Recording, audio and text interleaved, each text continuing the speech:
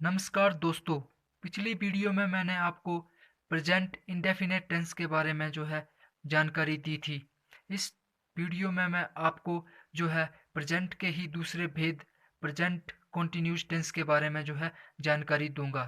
तो सबसे पहले हमें ये पता होना बहुत ज़रूरी है कि कौन सा वाक्य प्रेजेंट कॉन्टिन्यूस टेंस का है। तो इसका पता लगाने के लिए मैंने यहाँ पर प्रेजेंट कॉन्टिन्यूस टेंस की पहचान लिखी है कि जिन वाक्यों के अंत में रहा है, रही है, रहा हूँ, रहे हैं इत्यादि आए, वो वाक्य प्रेजेंट कॉन्टिन्यूस टेंस के होते हैं। इस काल में कार्य वर्तमान समय में हो रहा होता है। हम प्रेजेंट टेंस कर रहे हैं तो जाहिर सी बात है कि इस टेंस में कोई भी कार्य वो वर्तमान समय में ही हो रहा होगा। तो इस टेंस में जो विशेष बातें जो हमें ध्यान में रखनी है वो मैंने यहाँ पर लिखी हुई है। तो आइए इसका हम अध्ययन करते हैं। इसमें helping verb is am are लगाया जाता है। ठीक है। इस टेंस में वर्ब की पहली अवस्था के साथ आईएनजी का प्रयोग किया जाता है। ठीक है। वर्ब की फर्स्ट फॉर्म के साथ हम क्या करेंगे, आईएनजी लगाएंगे। अब हमने ये तो जान लिया कि इस टेंस में is am are helping verb का हम प्रयोग करेंगे। तो हमें अब ये जानना बहुत जरूरी है कि हम इज का प्रयोग कहाँ पर करेंगे, एम का प्रयोग कहाँ पर करेंगे और आर का प्रयोग कहाँ करेंगे। तो सर्वप्रथम हम जानते हैं कि एम का प्रयोग हम कहाँ पर करेंगे। आई के साथ हमेशा हेल्पिंग वर्ब एम लगाया जाता है। मतलब जहाँ पर भी सब्जेक्ट आई होगा तो उसके साथ हेल्पिंग वर्ब हम एम को प्रयोग करेंगे। ठीक है। तो तथा ही सी इट किसी का नेम और एक वचनकर्ता के साथ इसका प्रयोग हम करेंगे।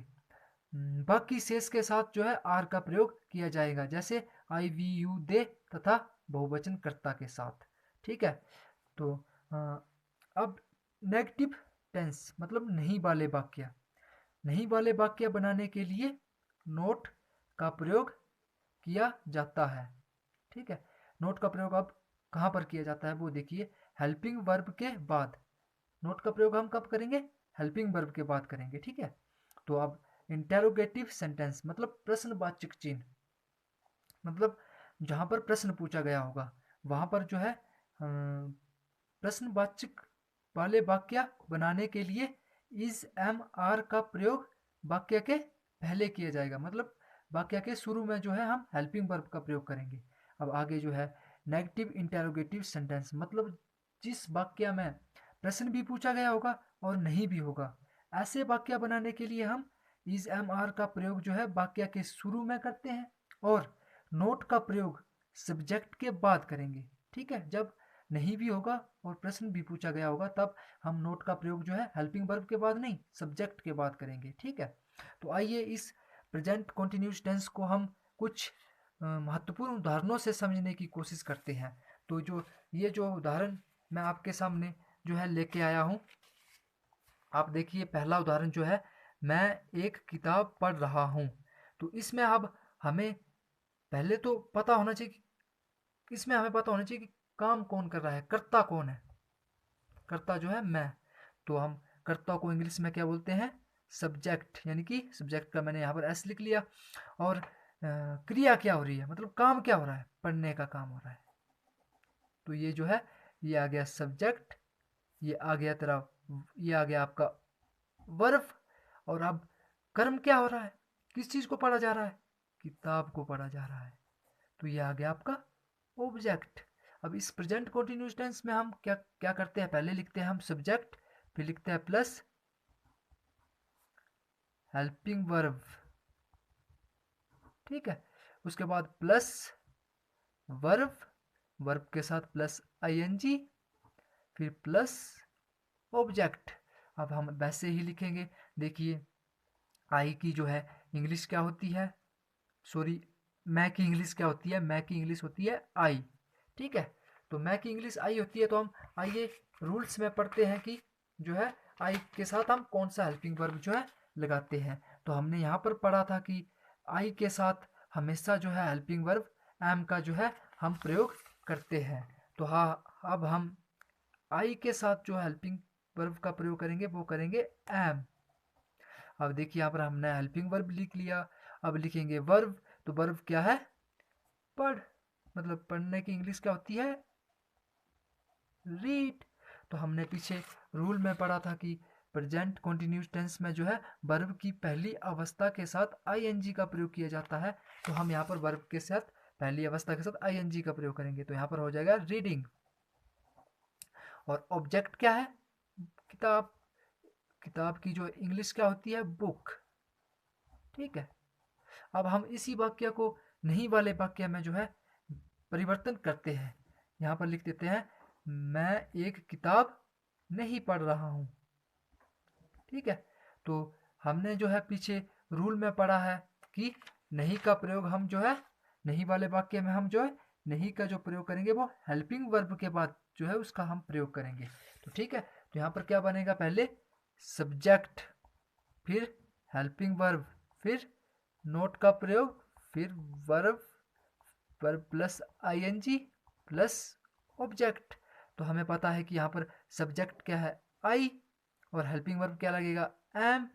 और नहीं वाला वाक्य है तो हेल्पिंग वर्ब के बाद हम क्या लगाते हैं? नोट। बाकी वैसे फिर वर्ब रीडिंग ए बुक।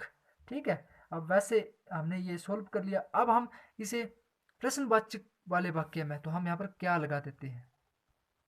क्या मैं एक किताब पढ़ रहा हूँ। यहाँ पर हम लास्ट में क्या करेंगे? प्रश्नवाचक चिन्ह लगा देंगे। तो हमने पीछे रूल में क्या पढ़ा है कि नेगेटिव सेंटेंस बनाने के लिए, सॉरी इंटेरोगेटिव सेंटेंस बनाने के लिए, प्रश्नवाचक वाक्य वाले, तो इंटेरोगेटिव सेंटेंस बनाने के लिए हम इज एम आर का प्रयोग जो है वाक्य के पहले करेंगे, यानी कि हेल्पिंग वर्ब को हम पहले ले आएंगे। तो यहाँ पर हमें पता है कि हेल्पिंग वर्ब जो है एम लगेगा, क्योंकि सब्जेक्ट जो है आई है। तो एम आई, फिर वर्ब, वर्ब के साथ आईएनजी और ए बुक। ये हो गया am I reading a book. ये प्रश्न पूछ रहा है कि क्या मैं किताब पढ़ रहा हूँ। अब जहाँ पर प्रश्न भी पूछा गया होगा और नहीं भी होगा वहाँ पर हम क्या करेंगे? ठीक है। तो पहले तो आपको पता है कि जब प्रश्न पूछा होगा तो हेल्पिंग वर्ब जो है पहले लिखेंगे। ठीक है। और फिर सब्जेक्ट लिखेंगे। और पीछे हमने रूल में पढ़ा है, ठीक है, ठीक है, नेगेटिव इंटेरोगेटिव सेंटेंस में, नेगेटिव इंटेरोगेटिव सेंटेंस में हमने पढ़ा था कि इज एम आर का प्रयोग हम वाक्य के शुरू में करेंगे और नोट का प्रयोग हम सब्जेक्ट के बाद करेंगे। ठीक है। तो अब यहाँ पर हमने जो है एम जो है का प्रयोग शुरू में कर लिया और नोट का प्रयोग जो है सब्जेक्ट के बाद करेंगे। सब्जेक्ट यहाँ पर आई है, यहाँ पर लिख दिया हमने नोट, ये लिख दिया रीडिंग ए बुक। ये हमने इसे पूरा सॉल्व कर लिया। अब हम दूसरा जो एग्जाम्पल है उसे हम सॉल्व करते हैं। यहाँ पर ये लिखा गया है कि रवि खाना खा रहा है। काम कौन कर रहा है? कर्ता कौन है? रवि। सब्जेक्ट रवि है। काम हो क्या रहा है? क्रिया क्या हो रही है? खाने की हो रही है। तो ये आ गई आपकी वर्ब। अब क्या खाया जा रहा है?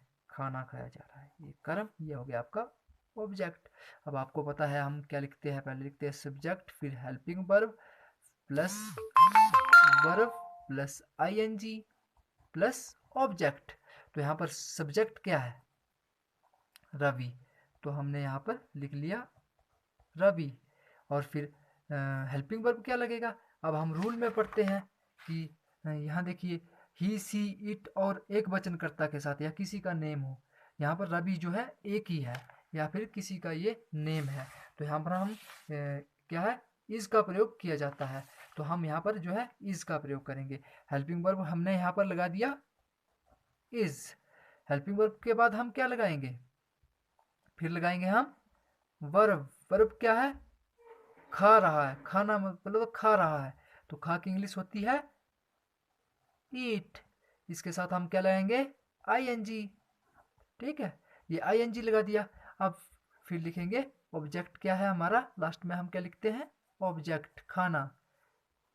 Ravi is eating the food.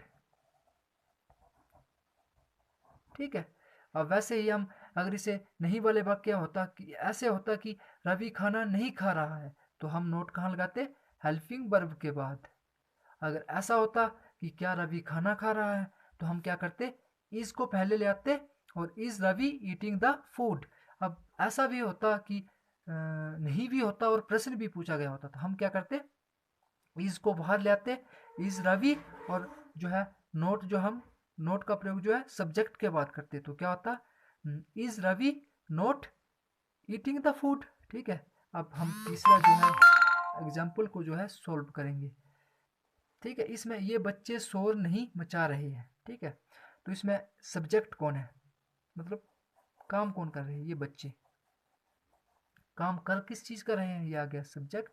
काम कर किस चीज रहे हैं, मतलब क्या कर रहे हैं? शोर, शोर कर रहे हैं। ये आ गया आपका वर्ब। ठीक है, तो हम क्या लिखते हैं? हम यहाँ पर अब लिखते हैं, देखते हैं कि ये की जो इंग्लिश होती है वो होती है दीज। अब हम ये यहाँ पर हेल्पिंग वर्ब क्या लगेगा, ये हम रूल में देखते हैं। आइए, ये था आई के साथ एम का प्रयोग किया जाता है हमेशा। ही, सी, इट, आई और एक वचनकर्ता के साथ इज, और बाकी सेस के साथ आर का प्रयोग किया जाता है। तो हम यहाँ पर आर का जो है प्रयोग करेंगे। दीज आर, सब्जेक्ट का प्रयोग कर लिया, हेल्पिंग वर्ब का प्रयोग कर लिया।